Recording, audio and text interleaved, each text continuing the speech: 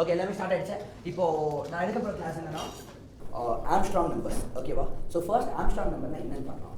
ஒரு நம்பரை வந்து நம்ம எப்போ ப்ரைம் நம்பர்னு சொல்கிறோம், ஒன் அண்ட் இட்ஸெல்ஃப்காக நான் எதுவுமே அதை டிவைட் பண்ண முடியுதா, அப்போ அதை ப்ரைம் நம்பர் சொல்கிறோம். அந்த மாதிரி ஒரு நம்பர் எப்போதும் ஆம்ஸ்ட்ராங் நம்பர்னு சொல்லுவோம். அதோட sum of power of number of digits அந்த நம்பருக்கு ஈக்குவலாக இருந்துச்சுன்னா, ஃபார் எக்ஸாம்பிள் 0 0ல் வந்து எத்தனை டிஜிட் இருக்குது? ஒரு டிஜிட் தான் இருக்குது. கரெக்டாக? ஸோ 0 பவர் ஒரு டிஜிட் என்ன? 0. அப்போ 0 ஒரு ஆம்ஸ்ட்ராங் நம்பர். ஓகேவா? 1ல் ஒரு டிஜிட் தான் இருக்குது. ஸோ 1 பவர் 1 என்ன? 1. அது ஒரு ஆம்ஸ்ட்ராங் நம்பர். ஓகே, சேம் திங்க 2 3 4 5 6 7 8 9 வரைக்கும் இது பிரச்சனை. ஆனால் 10ல் ஒரு பிரச்சனை. 10ல் 2 டிஜிட் இருக்குது. ஸோ 1 பவர் 2 ப்ளஸ் 0 பவர் 2 என்ன? 1 பவர் 2 வந்து 1 ப்ளஸ் 0 பவர் 2 வந்து 0. அப்படின்னா ஆன்சர் வந்து 1. இது ஆம்ஸ்ட்ராங் நம்பர் கிடையாது. ஓகேவா? அதே 25 ஆம்ஸ்ட்ராங் நம்பரான்னு பார்த்தீங்கன்னா 25 எத்தனை டிஜிட் இருக்கு? 2 டிஜிட்ஸ் இருக்கு. So 2 power 2 plus 5 power 2, 2 power 2 4 plus 5 power 2 அப்போ அது 29. கரெக்டா? ஸோ இது ஆம்ஸ்ட்ராங் கிடையாது. ஓகேவா? 125 ஆம்ஸ்ட்ராங் நம்பரா கண்டுபிடிங்க. இப்போ 3 பவர் 3 ப்ளஸ் 3, ஏன் 3 போட்டுருக்கேன்? ஏன்னா 3 டிஜிட் இருக்கு. ஓகே, 1 கியூப் என்ன? 1. 2 கியூப் என்ன? 3 கியூப் என்ன? 125. So 126 plus 8 134. அப்போ இதுவும் கிடையாது. ஓகேவா? அது இப்போ 153 பாருங்க.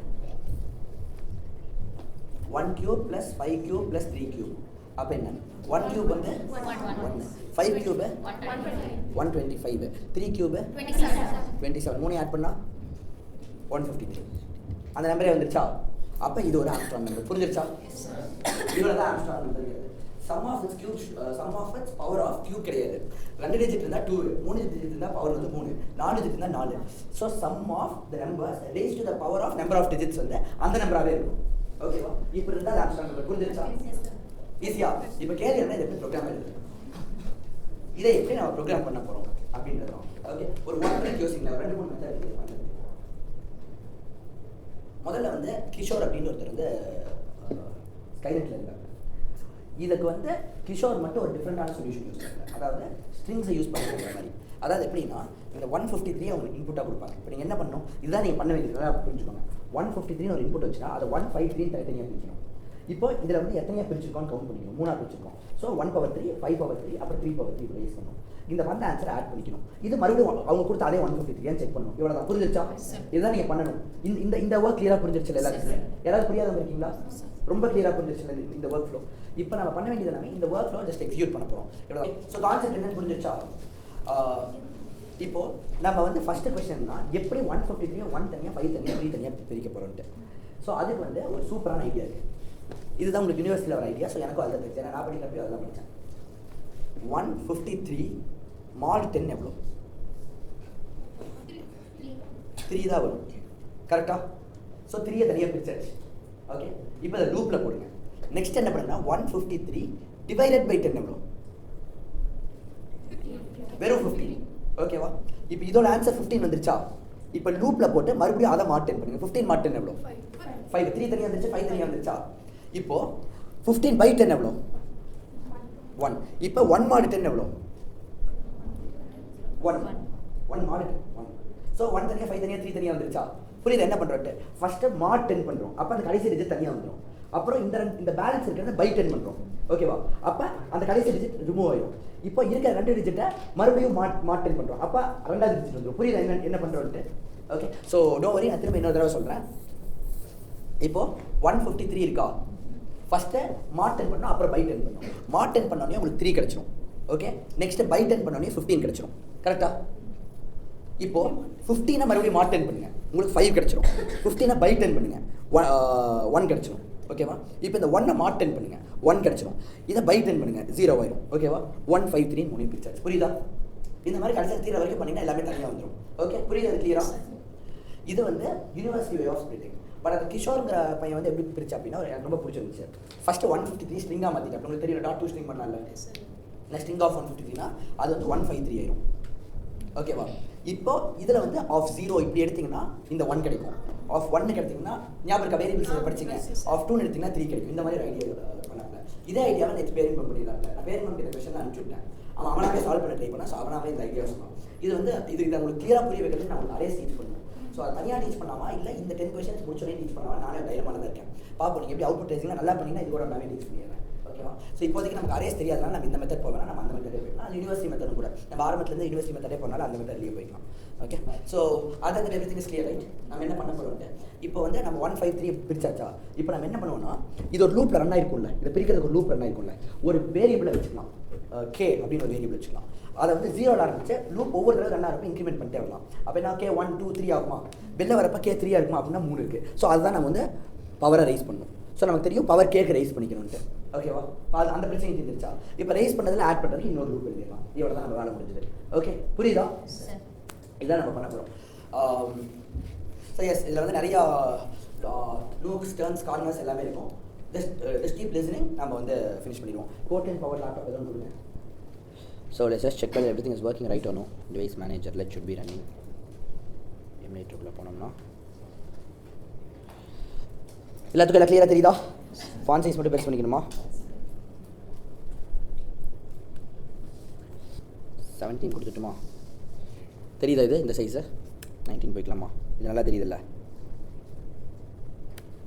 இது தெரியுதா? இதுவே ஃபைனல் பண்ணிக்கலாமா அப்போ? Okay, so let's just make it as simple as possible. First வந்து இந்த க்ரீட்டிங்க்கு எந்த பேராமீட்டரும் நம்ம அனுப்ப வேணாம். க்ரீட்டிங்கை சும்மா கால் பண்ணி விட்டுலாம். ஸோ தட் இங்கேயும் பேராமீட்டர்ஸ் எல்லாம் இருக்காது, சின்னதாயிரும். இதுக்குள்ளே நம்ம இந்த மாதிரி டெக்ஸ்ட் எல்லாம் வைக்காமல் நம்ம என்ன பண்ணிக்கலாம்,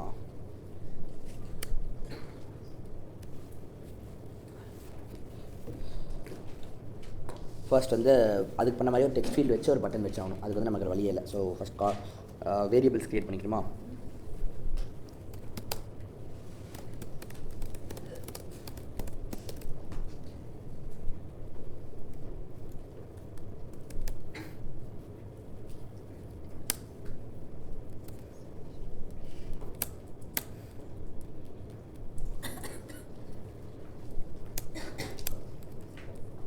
ரெண்டு தானே, இன்புட் டெக்ஸ்ட் ஒன்று, ரிசல்ட் டெக்ஸ்ட் ஒன்று. கரெக்டாக?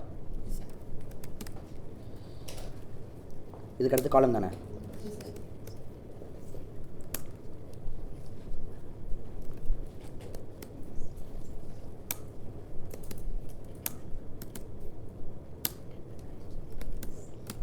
கரெக்டா?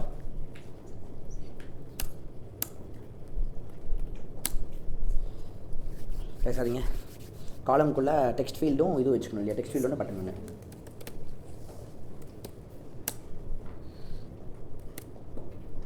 சாரி, டெக்ஸ்ட் ஃபீல்டுக்குள்ளே வேல்யூன்னு போட்டு தானே பண்ணணும். Value equal to input text தானே. அதுக்கப்புறம் ஆன் சேஞ்ச் இது equal to input text equal to ID. கரெக்டாக? டன்.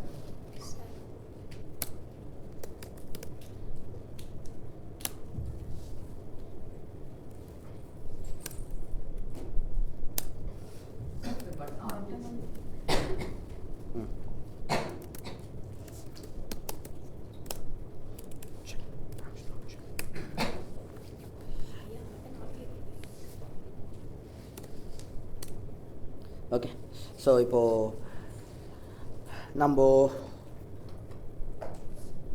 ஃபர்ஸ்ட் கொடுத்துருக்க வேல்யூ ஹேண்டில் பண்ணலாம். ஓகேவா? இப்போ வந்து நம்ம where n equal to input text dot to int பண்ணிக்கலாம். டாட் வேல்யூவா?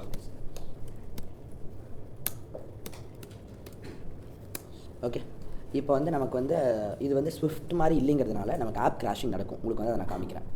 ஸோ லெட்ஸ் அஸ்யூம் நான் வந்து இப்போ 5ன்னு ஒரு நம்பரை கிளிக் பண்ணுறேன். பார்த்துக்கோங்க, நான் 5 கொடுக்குறேன். 5 கொடுத்து நான் ஆம்ஸ்ட்ராங் செக் கிளிக் பண்ணேன்னா இங்கே வந்து என்குள்ளே அது போய் ஸ்டோர் ஆகிருக்கும். எனக்கு எந்த பிரச்சனையும் இருக்காது. ஆனால் நான் வந்து 5 ஓன் கொடுக்குறேன். இப்போ 5 ஓன் கிளிக் பண்ணேன்னா எனக்கு ஆப் கிராஷ் ஆகிடும். தெரியுதா? நான் திரும்ப பண்ணால் ஆப் நாட் ரெஸ்பாண்டிங் வரும். இதுக்கு பதிலாக தான் ஸ்விஃப்ட்டில் எரர் காமிச்சது. இப்போ தெரியுது எரர் எவ்வளோ யூஸ்ஃபுல்ட்டு. எல்லோரும் எரர் காமிக்கிறப்ப இரிட்டேட் ஆவீங்க. என்னடா இப்படி இல்லை எரர் காமிக்குது. நான் 2வது தடவை பண்ணேன்னா பாருங்கள், இந்த மாதிரி வந்து ஆப் க்ளோஸ் ஆகும். ஆண்ட்ராய்டில் ஆப்பில் இந்த பிரச்சனையே வராது. ஏன்னா அது வந்து அங்கங்கே எரர் காமிச்சு அதை வந்து சரி பண்ணிக்கும். ஸோ இங்கே வந்து நம்ம இப்போ இதை ஹேண்டில் பண்ணோம் எப்படின்னா, இஃப் ஸோ ஃபர்ஸ்ட் வந்து இந்த இன்புட் டெக்ஸ்ட் டாட் வேல்யூ வந்து இன்டீஜராக கன்வெர்ட் ஆக முடியறதான்னு நம்ம பார்த்துக்கணும். ஓகேவா? ஐ திங்க் இங்கே இஃப் போட்டால் அது முடியும்னு நினைக்கிறேன். அப்படி முடியலன்னா நம்ம வேறு மெத்தட் தான் ட்ரை பண்ணி பார்க்கணும். இல்லை அப்படி பண்ண முடியல. ஸோ ஸ்விஃப்ட் அளவுக்கு அகைன் இது ஈஸி கிடையாது. மேபி வேல் கொடுத்து பார்ப்போம். இஃப் கொடுத்தாவே வர மாட்டேங்குது. ஸோ விச் மீன்ஸ் நான் ஃபர்ஸ்ட் செக் பண்ணணும்.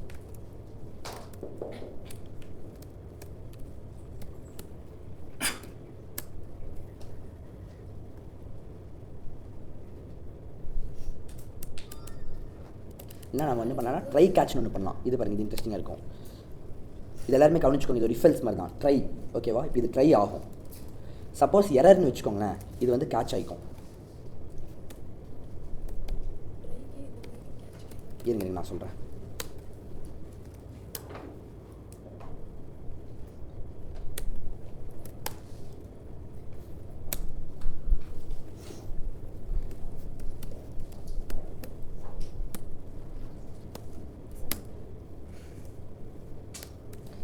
பேசாதீங்க honey Megha.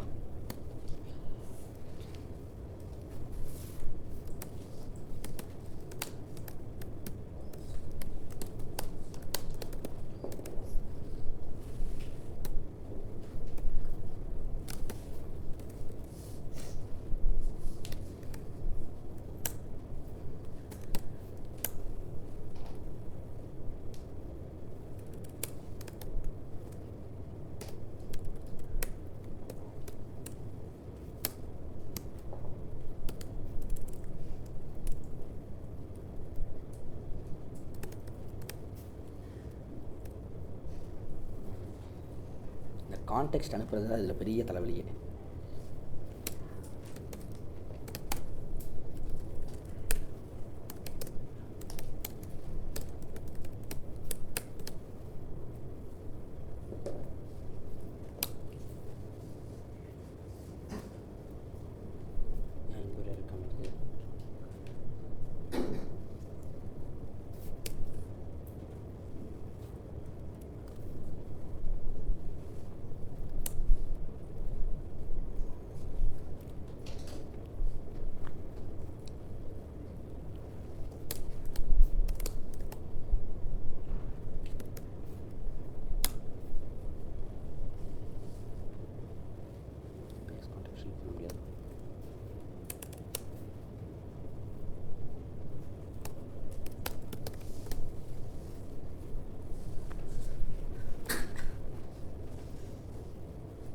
Okay, I think error போயிடுச்சு. ஒர்க் ஆகும்னு நினைக்கிறேன். Not sure. Let's see. இது இல்லாமல் நம்ம என்ன பண்ணிடலாம்னா இன்புட் டெக்ஸ்ட் வந்து எம்டி பண்ணிடலாம். So input text equal to dot வேல்யூவா? Not sure it's going to work. Let's see. இது inner. Oh sorry.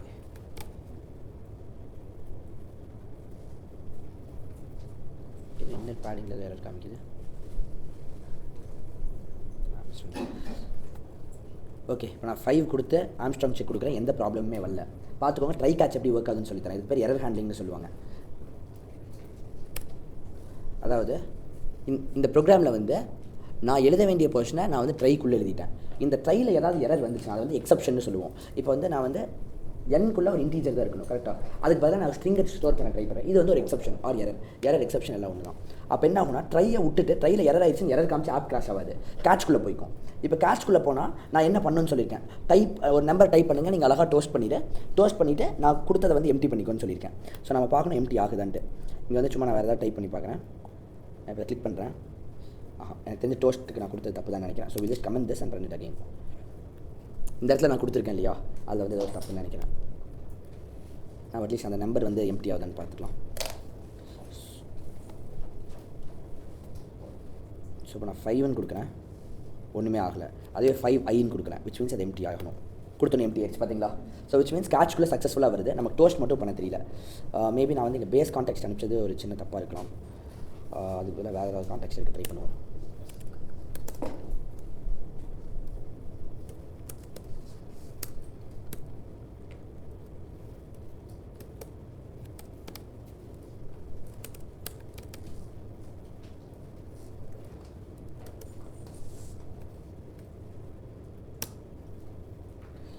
This should work.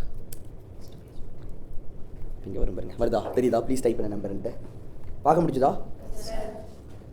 நல்லா எல்லோரும் கவனிங்க, இந்த ஏரியாவை கவனிங்க. இப்போ வரும், நான் வந்து இப்போ போயிட்டு